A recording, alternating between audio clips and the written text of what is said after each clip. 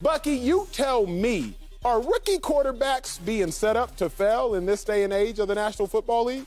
Oh, no, now more than ever. They're being set up to succeed. And part of the reason why is because there's been a shift in the mindset, in the philosophy of how teams are putting their quarterbacks on the field. Rather than saying, hey, young quarterback, come in here and learn my system, learn how we do it, what teams are doing with creative offensive coordinators, they are taking an assessment of the quarterback, and then they're finding a way to build the scheme around that player. And so you're seeing guys, you allude to Lamar Jackson, where they radically overhauled their offense to allow Lamar Jackson to have success. Then you have Josh Allen in Buffalo, where Brian Daboll figured out quickly how to take this offense and build it around his talents. Even a guy like Justin Herbert, who was told 5 minutes before his first start, hey, you're up.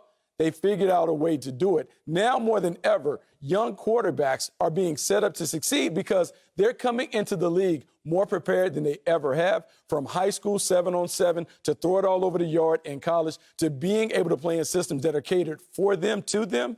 I believe the young guys have it going. That's why we're seeing so many succeed. Well, here's what I'm wondering then, Bucky Brooks, and good to join you back at the desk now that I made that long walk over here, is this.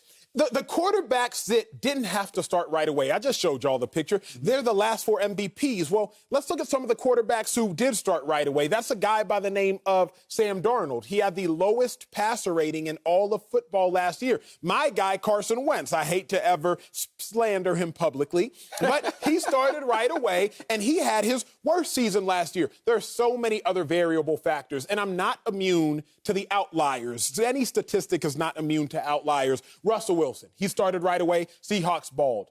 But remember, Russell Wilson's first year, number 1 defense. Second year, number 1 defense. Third year, number 1 defense. Fourth year, number 1 defense. Russell Wilson's first 4 years in the league, Bucky Brooks, number 1 defense. Dak Prescott, I'm not immune to him as well. First year, 13-3, he balled. But let's remember, Dak Prescott walked into a Cowboy situation that was primed to go to the Super Bowl. 3 all-pro offensive linemen, Travis Frederick, Zach Martin, Tyron Smith. 2 either Hall of Fame or Ring of Honor receivers, Jason Witten, Dez Bryant, not to mention Cole Beasley in the slot, an all-pro player just last year. Sean Lee was still healthy. So, yes, there are some outliers, but wouldn't you say the norm? The quarterbacks that start right away, for whatever reason, or at least tell me one of the contributing factors, that they seem to fall short or flame out sooner than most. Well, absolutely. I mean, look, this is a difficult situation when you're a young quarterback. I'm assuming that you can swim, right? I'm assuming that you can swim, that you can get in the pool and you can maneuver. There are 2 ways that you can learn how to swim. We can put you in there with the floaties on and let you kind of figure out what's going on. Or we can throw you in the pool and say, Acho, you got to figure it out. And so I think with the young quarterbacks, teams have to figure out what is the best way to go about it with the rookie quarterback, because some guys can just jump in and swim. Like my son, he could just jump in. Mr. Conrad threw him in the water. He figured it out. It was scary. He got it. My daughter needed a little more. She needed a little more time to figure it out. However, if you support the quarterback based on where they are, they can have success. And so the key that you brought up when it came to Russell Wilson and Dak Prescott, yes, sir, it's the support system.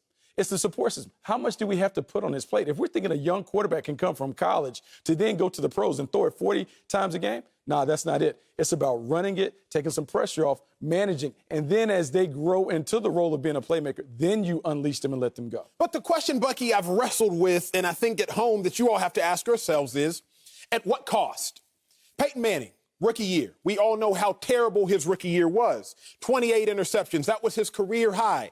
His rookie year. Now, Peyton Manning, one of the best quarterbacks to ever play the game, surely a Hall of Famer to be. Peyton Manning, though, once upon a time had 55 touchdowns and only 10 interceptions 15 years later in life. So I'm not saying that a rookie quarterback who starts right away can't succeed. That would be asinine. But at what cost? Again, we'll get into it later in the show, but think about Sam Darnold. If he didn't have to start right away, maybe he wouldn't have taken the emotional lashes that he had to take. Maybe he would never have gotten clowned for seeing ghosts, because we've never heard a veteran quarterback say that, because a veteran quarterback would be wiser than to say that. Let's talk Joe Burrow. 2-7-1, he loses his season by need of injury or by stance of injury. If Joe Burrow would have sat sooner, maybe he realizes, hey, you can't hit a home run on every play. Just bunt. just hit a single, just hit a double, and maybe he doesn't get hurt. So the question I have to ask myself, Bucky, is at what cost is Trevor Lawrence going to suffer by being ushered in right away? At what cost might Zach Wilson, if he goes number 2 to the Jets, will they suffer? At what cost, figuratively speaking, your son, will he suffer by being thrown into the pool and having to learn how to swim right away? I mean, I think football is a game where you only get better by playing. As much as we can talk about, you talked about your experience being on the practice squad. Man, you can do all that stuff in practice, but Acho, at some point, you got to play the game. And the only way you get better at playing the game is playing the game. That's you true. learn from those mistakes that are made at full speed. And so you have to weigh what your quarterback is ready to handle. Everybody's not ready to handle going out there. It's too much for them. So you got to put them in situations where you can evaluate them and test them. And so there's not like a one-size-fits-all premise when it comes to whether we play the rookie quarterback or whether we sit him. I think you have to be able to watch him in practice and see what he's able to handle. See what he's able to handle in preseason games. And then make an honest assessment. Hey, can we put our guy out there? Will it be detrimental to his mental and emotional health if he gets out there and fails? Those are the things that you have to assess. But you need to also assess those things while you're evaluating them. Acho, we talk about it. The most important factor in determining whether someone is successful is not their talent or their intelligence. It's grit. It's toughness. Do they have the resilience to be able to bounce back from those tough moments? If they have that, then you can put them out there and know that no matter what happens year 1 and year 2, they'll be ready. I'm gonna go somewhere in a second, but I have to respond to this first because I heard a quote, Bucky, recently that said, "A good fit looks like grit." Blew my mind. A good fit looks like grit. We're so quick to use words like, oh, grit, this quarterback is tough. This run defense is tough. They have so much grit. But in all honesty, I'm just like, wait a second. A good fit can look like grit because if your run defense is in the A gap properly and the linebackers in the B gap properly, the defensive end is crashing into the C gap properly, and all the fits are quality, then that'll look like grit. If a quarterback ends up in the proper location, that'll look like grit. But in all honesty, it's truly just a good fit. Well, one Acho is never enough, so I have to bring in another. My brother, Sam Acho. Now, Sam, you set the Cardinals rookie record for most sacks out of a rookie. So you were thrust into starting, not necessarily extremely early on, but you had quality success your rookie season, 7.5 sacks, if I am not mistaken. So you tell me, big bro, 9-year NFL veteran, are rookie quarterbacks being set up to fail in the NFL? They absolutely are. Rookie quarterbacks are being set up to fail. And the reason why is what we've talked about. It's the reason of players need time to watch and develop. I think about my rookie year. I tied the sack record, 7.5 sacks. But before I stepped on the field, I was on the bench. I was on the sideline. I was taking notes. We had coaches who called it mental reps. I was getting all the mental reps I could. In this day and age, quarterbacks, especially rookie quarterbacks, don't have enough time to get mental reps. Coaches understand that their job is on the line. So if I don't get this guy out there ASAP, and if he doesn't succeed, then I'm going to be viewed as a failure. I think we need to put more onus on these coaches and have them be the ones to take responsibility for the quarterback's success, not just these quarterbacks. Yeah, I agree with that. I think what's so interesting is the NFL organizations are in a catch-22.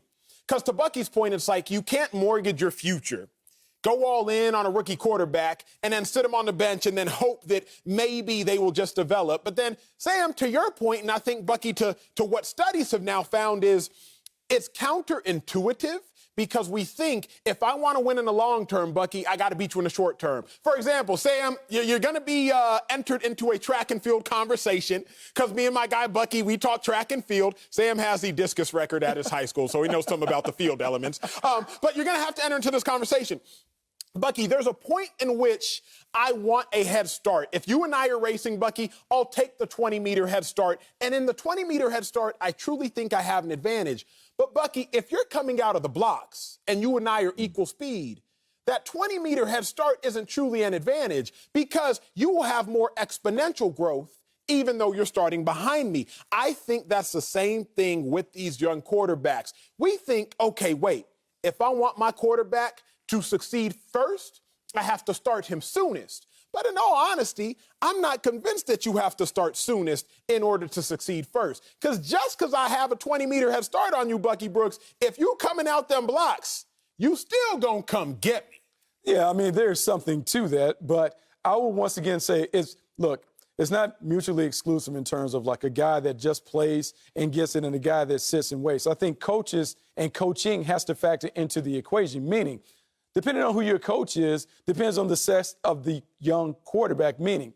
in today's game, teaching is more important now than ever.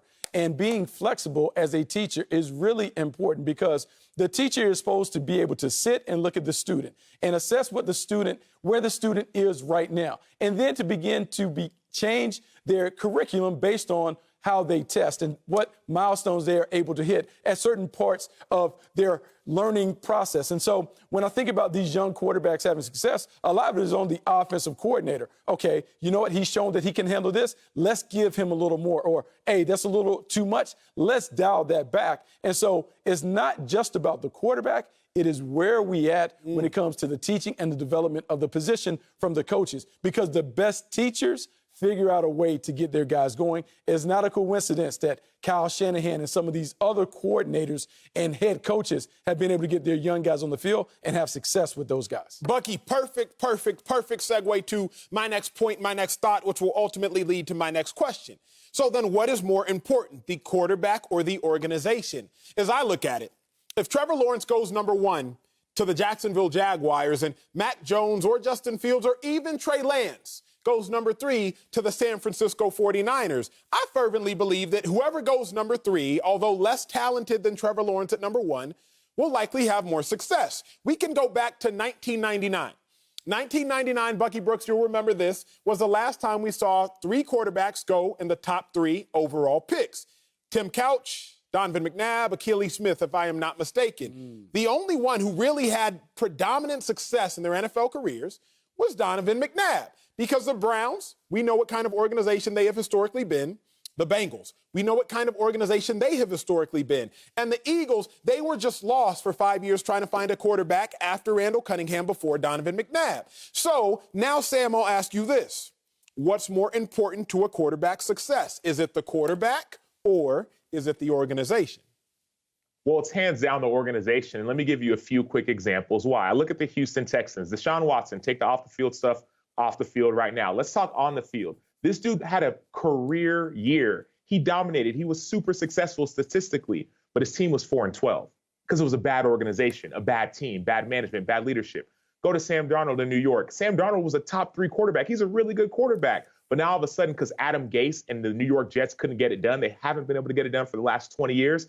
Now all of a sudden, they're throwing out Sam Darnold to the Wolves, for lack of better terms. And then let's go to the L.A. Rams. I love L.A. I think Sean McVay does a pretty solid job. But now all of a sudden, for whatever reason, Jared Goff is a problem, right? Do we not remember Jared Goff's $100 million contract? Do you not remember when Jared Goff was the future of the franchise? But now all of a sudden, because I believe it's because Sean McVay has been figured out, now Jared Goff's the problem. And so I believe when you have a good organization, a la Tom Brady, right? Tom Brady is the GOAT. And if any counter argument that we could have, it could be Tom Brady. What a great quarterback. But Tom Brady went to a great organization and won. Tampa Bay had everything needed. They had Bruce Arians at head coach, ready to win. They had Jason Light at GM, who's trying to put all the pieces together, going and getting Gronkowski. And you know what else they had? They had a dominant defense in Todd Bowles and every single one of those dogs on the defensive side to go out there and win. And so I think, hands down, it's got to be the organization. Man, two Achos, man, two smart guys up here just dropping knowledge. And I'm going to say this, Sam, I really like your take. See, Sam, I'm not as confrontational with you as I would be with your brother. And I'm going to say this, I'm going to piggyback on your conversation because organizations absolutely are most important because what young quarterbacks need, they need stability, they need continuity, and they need the ability to have chemistry within the building. And so when you think about coaches that are able to surround their quarterbacks with those elements, those are the ones that succeed. You don't have constant change. You don't have constant turnover. You don't have multiple voices in the quarterback's ear.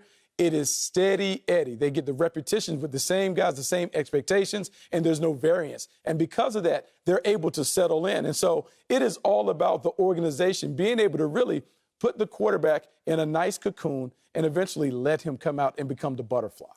I don't often love singing Kumbaya, but with you three gentlemen, I do not mind because you are exactly right. So it comes down to this. The number one overall pick likely to be in Trevor Lawrence. Be very weary because over the last 3 seasons, the Jacksonville Jaguars have a 12-36 record, the worst in the NFL. So as talented as this generational quarterback in Trevor Lawrence may be, as great as he has been over the course of his college career, I have to caution not only football coaches, not only our colleague in Urban Meyer, but all those realizing just because you win in the short term does not mean you're going to win in the long term.